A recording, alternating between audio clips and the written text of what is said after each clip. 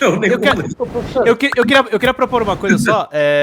A Evelyn tá com a gente nos bastidores. Evelyn, você quer participar dessa entrevista com a gente? Vou chamar junto então. Vamos lá, Vem, Evelyn Evelyn. Agostinelli. E passar a palavra pro Marcelo, que eu não vou parar, senão eu vou ficar falando a live toda. Vai lá, Marcelo. Boa noite, Evelyn. Boa noite, Boa Evelyn. noite, professor. É um grande Boa noite, prazer Evelyn. estar aqui, viu, com o Igualmente, doutor. obrigado. Vai lá, Bom, Marcelo.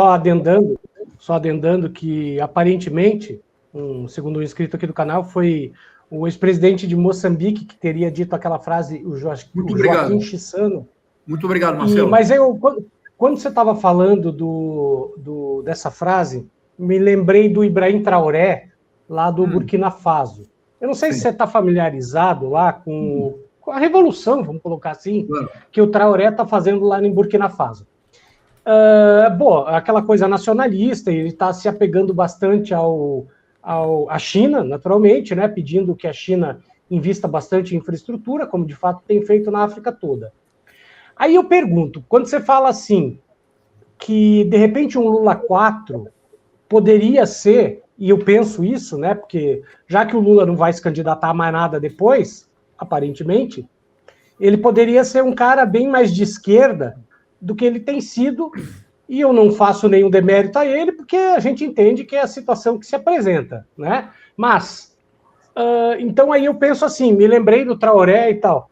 Eu queria que você fizesse, caso seja possível, você fazer um paralelo, porque a África, na figura do Traoré, porque a África é um continente complicado, né? Muitas revoluções foram tentadas, e aí morre fulano, cicrano, vira guerra civil, o diabo e tal. E o Ibrahim Traoré me parece, pelo menos, um cara com muita boa intenção e que ainda está se mantendo no poder, né? Tem lá os caras contra ele e tudo mais.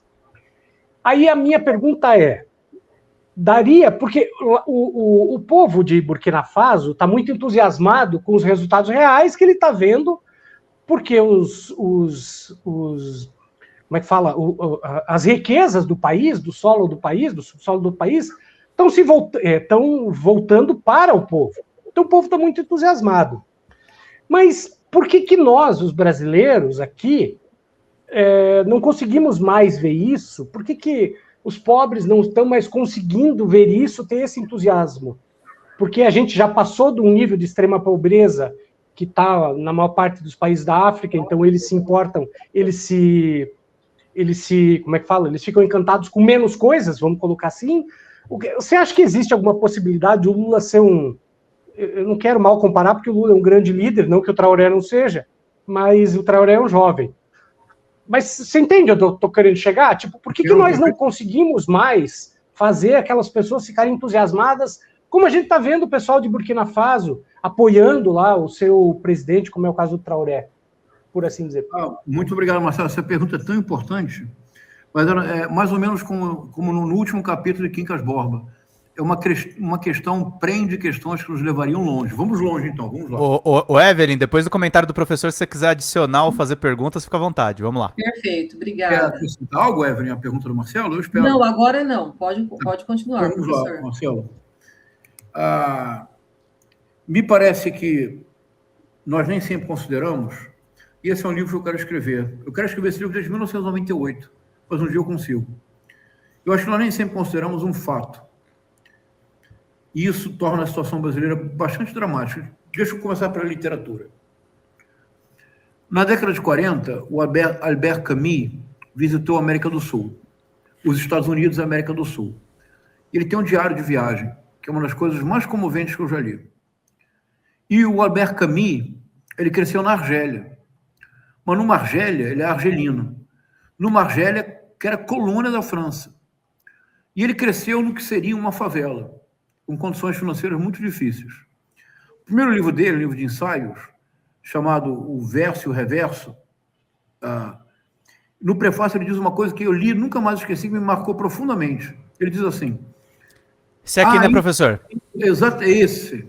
Eu pesquisei a carreira jornalística do Albert Camus no jornal Combat, na imprensa de resistência francesa, professor. Olha que isso é maravilhoso, que bom. Depois você vai até achar a passagem que eu vou citar. Ele diz no prefácio, o primeiro livro dele, ele diz assim: eu tive a sorte de nascer a meio caminho entre o sol e a miséria. O sol me permitiu compreender que, apesar de tudo, há beleza. A miséria nunca me permitiu me acomodar e aceitar a desigualdade. Então ele nasceu numa Argélia, olha isso, Marcelo. Ele nasceu numa Argélia que era colônia antes da libertação da Argélia, numa favela. Onde é que o Albert Camus encontrou a maior desigualdade, a desigualdade que mais o chocou e que o levou a dizer que era a maior impertinência que ele tinha visto no mundo? Você tem ideia, Evelyn? Não faço ideia. No Rio Na de América Janeiro, Latina. no Rio de Janeiro, em Ipanema. Ele diz: jamais vi uma tal proximidade, o luxo mais absoluto e a miséria mais completa. Poucas vezes na vida vi uma tal impertinência. Marcelo, isso eu nunca mais esqueci. Eu li isso há 30 anos.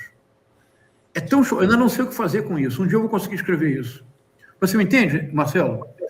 É que o Brasil, na verdade, há um poema do O Carlos Camus gosta muito de contrastes solares. Ele fala Isso, bastante disso também a respeito da pobreza de Argel. Isso. Ele fala da pobreza também dos europeus na Segunda Guerra Mundial, né, professor? A questão da bomba Exatamente. atômica. Isso. E o sol como uma metáfora de uma esperança possível, não é isso, Pedro? Isso. Embora no estrangeiro o sol seja uma verdadeira condenação para o Meursault. Mas Sim. O Brasil, Marcelo, isso é tão complexo. O Brasil, há um poema do Drummond chamado Hino Nacional, que é de um livro chamado Brejo das Almas, de 1936. É um poema satírico ao modelo do ufanismo. O Brasil é grande, o Brasil é maior. Ele termina dizendo assim: o Brasil não nos quer. Nosso Brasil está em outro mundo. Nenhum Brasil existe. E acaso existirão os brasileiros? Nós temos que levar esse verso do Drummond muito a sério, Marcelo, porque o Brasil, como Estado, ele foi constituído para preservar privilégios. O Brasil é o único país do mundo que tem 4... Vocês são advogados, não é? 4 instâncias recursais. Em outros lugares, depois da segunda instância, você vai preso. Mas vamos lá. Evelyn, por que o Brasil tem 4 instâncias recursais? Olha, eu sou professor titular da UERJ, sou pesquisador do CNPq, sou cientista do nosso estado da FAPERJ. Eu não teria condições financeiras, eu vivo de salário. E para a vida brasileira eu vivo bem. Por causa de... Eu não teria condições, como professor titular de uma universidade pública, de chegar à segunda instância. Porque você tem que manter uma banca de advogados. Na terceira instância, nem só se eu ganhar na loteria. Na quarta instância, quem é que pode, Marcelo? Vocês são advogados. Quem é que pode no Brasil chegar à terceira e quarta instância? Isso é uma chicana jurídica para preservação de privilégio. No Brasil... Professor, Por favor, não quero que estender muito, claro. Pode continuar. Não, é que eu queria só fazer talvez a Evelyn possa embarcar comigo, porque assim, eu queria fazer uma pontuação. Tecnicamente não são 4 instâncias, e por que eu estou falando isso? Não é meramente uma... não é meramente uma formalismo, né? Claro. Não é um formalismo. É que o STJ e o STF, eles cuidam de outras coisas. Eles não são instâncias recursais. A instância recursal, efetivamente, termina na segunda instância. STJ e STF cuidam de outras coisas. Chega no STF? Não, tem, mas é que eles não... É para análise constitucional e o STJ, Marcelo?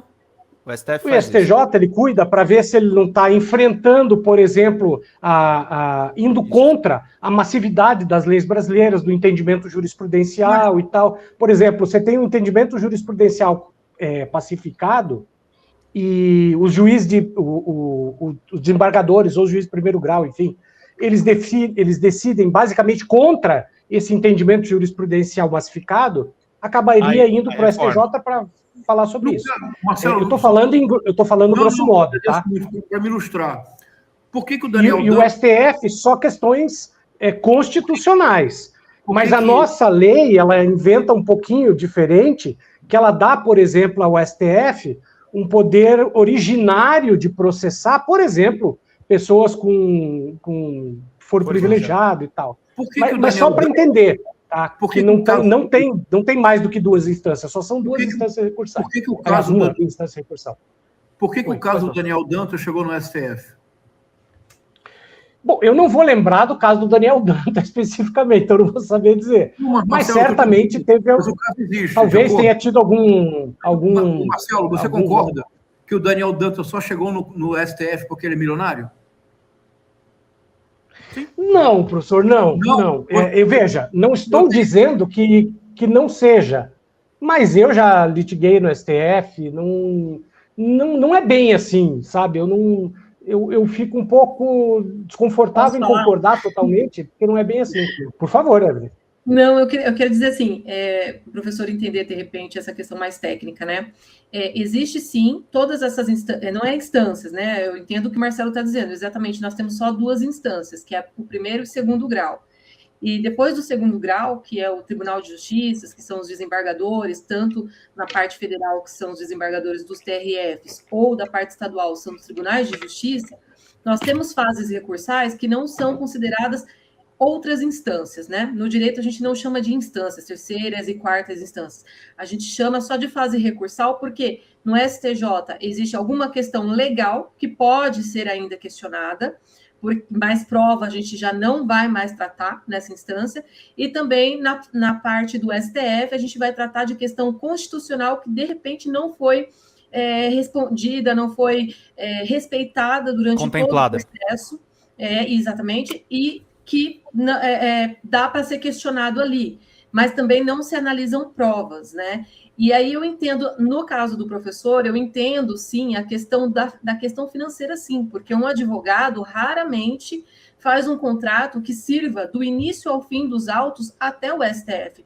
Geralmente, vamos dizer assim, genericamente falando, a maioria dos advogados utiliza esse mesmo esquema de cobrar um valor para toda a defesa na primeira instância, depois cobrar um valor se houver interesse de recursal e possibilidade, e depois, obviamente, que é muito mais dificultoso também, a gente tem que saber se pode pré-questionar para a questão do STJ e do STF, e existe sim esse desmembramento, o Marcelo pode também confirmar isso, e aí, efetivamente, quem não tem dinheiro, de fato, vai preferir, muitas vezes, não fazer esse investimento, por mais indignado que esteja com a situação jurídica, pela situação financeira dele. Então, eu entendo nesse sentido também que existe, sim, essa questão financeira que impossibilita muita gente de chegar lá nos outros tribunais, né, superiores.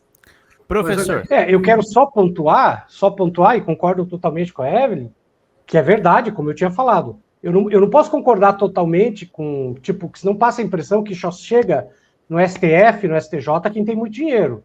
Não, chega pessoas normais também, que não têm tanto dinheiro. Boa parte das questões que são decididas no STF são provenientes, boa parte, eu não estou dizendo todas, tá? Mas são provenientes de casos ordinários, pequenos. A própria defensoria pública também, né? Que chega isso, até lá, exatamente. Então, assim, o nosso poder judiciário é um poder muito patrimonialista e tudo mais, mas eu acho, por exemplo, que ele é muito mais popular, aliás, eu não acho, eu tenho certeza, do que o poder judiciário dos Estados Unidos. Eu tenho zero dúvida sobre isso. Um cidadão pobre não chega na Suprema Corte, mas nem olhe, não chega na Suprema Corte dos Estados Unidos. Raríssimas professor. E tal. E já aqui não, né? Então, assim, mas não é tanto assim, entende? Eu só quero fazer essa pontuação porque, né, eu acho que é importante que as pessoas comuns saibam que a justiça, ela é, em certo grau, acessível. Estou dizendo que é acessível para todo mundo, concordo com a Evelyn. Boa parte dos advogados não faz contratos que prevejam já atuação no STF, no STJ e tudo mais. Mas muita gente chega no STF e no STJ, então só queria pontuar isso. Né? Oi, gente, eu sou a Sara Miranda do Folha TV. Eu tô aqui para agradecer sua presença no nosso canal e pedir para você continuar apoiando o nosso jornalismo progressista independente, que precisa muito da sua ajuda. A primeira coisa, se você não está inscrito no nosso canal, já faz isso agora e receba as notificações das nossas lives. Além disso, você pode acompanhar toda a nossa programação durante a semana. Também tem outras formas de você continuar nos apoiando financeiramente. Uma delas é pelo Pix, folhademocrata@gmail.com. Também temos o apoia-se/Folha TV, onde você faz contribuições mensais e recorrentes e nos ajuda muito. Além disso, você pode se tornar membro do nosso canal. clica lá no YouTube em tornar-se membro, veja qual é o pacote que melhor cabe no seu bolso e fique mais pertinho da gente, inclusive em grupo de WhatsApp com toda a nossa equipe com quem você pode interagir. Apoiar um canal progressista também é uma forma de militância, então fica aqui com a gente, apoia o Folha TV, eu te vejo nas próximas lives. Beijo, até mais!